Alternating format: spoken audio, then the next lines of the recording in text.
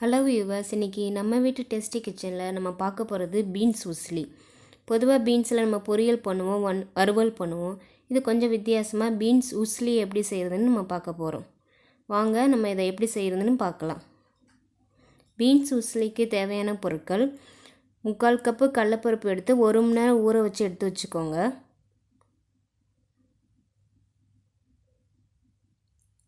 Beans 1/4 kilo வாங்கி அதை பொடியாக இந்த மாதிரி அரிஞ்சு வச்சுக்கோங்க. 1/4 கப்பு தேங்காய் துருவல், 2 டீஸ்பூன் கடுகு, 2 டீஸ்பூன் உளுந்தம்பருப்பு, 5 பச்சை மிளகாய் எடுத்துக்கோங்க. கருவேப்பிலை கொஞ்சம் எடுத்துக்கோங்க. உப்பு தேவையான அளவு எடுத்துக்கோங்க.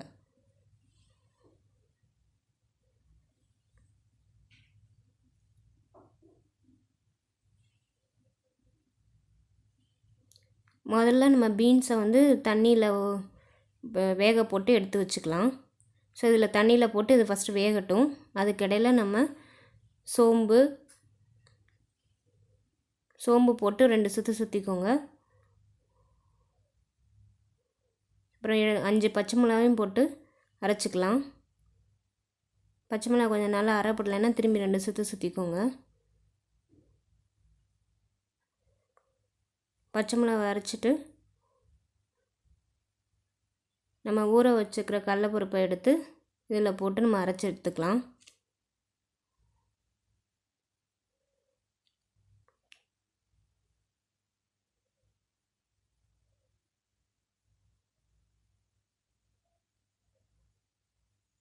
கொஞ்சம் நல்லா அரைச்சிக்கோங்க.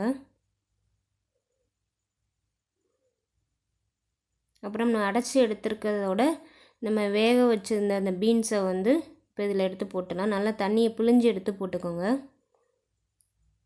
வேக வச்ச பீன்ஸோட தண்ணியை வடிகட்டிட்டு பீன்ஸை நல்லா பிழிஞ்சு எடுத்து போட்டுக்கோங்க.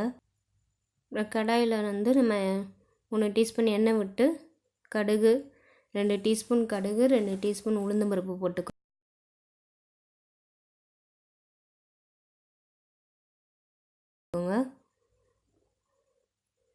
கடுகு பொரிஞ்சதும் கருவேப்பிலை போட்டுக்கலாம். அப்புறம் நம்ம கலந்து வச்சுருக்க பீன்ஸு, கடலைப்பருப்பு எல்லாத்தையும் இதில் போட்டுடலாம். இதை நல்லா வதக்கணும். நல்லா அடி பிடிக்காமல் நம்ம கிளறிக்கிட்டே இருக்கணும். நல்லா கட்டி சேராமல் கிளறி விடுங்க.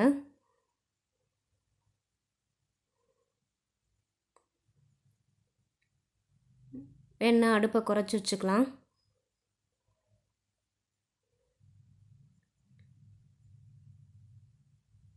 இதை நல்லா கிளறிக்கிட்டே இருந்தால் தான் நல்லா வரும். அதனால் கொஞ்சம் விடாமல் கிளறிக்கிட்டே இருங்க.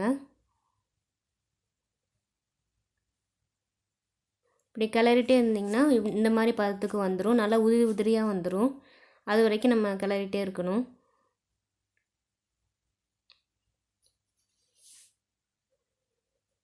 இது கடலைப்பருப்போடு சேர்த்து செய்யறதுனால டேஸ்ட் நல்லாயிருக்கும்.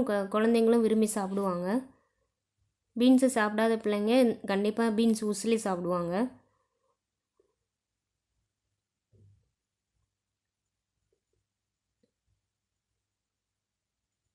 இதை நல்லா அடியில் பிடிக்காமல் நல்லா கிளறிட்டே இருங்க.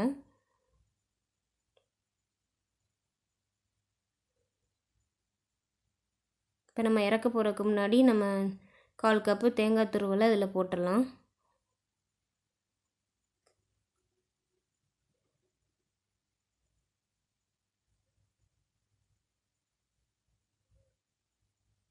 போட்டு நல்லா கிளறி எடுத்துக்கோங்க.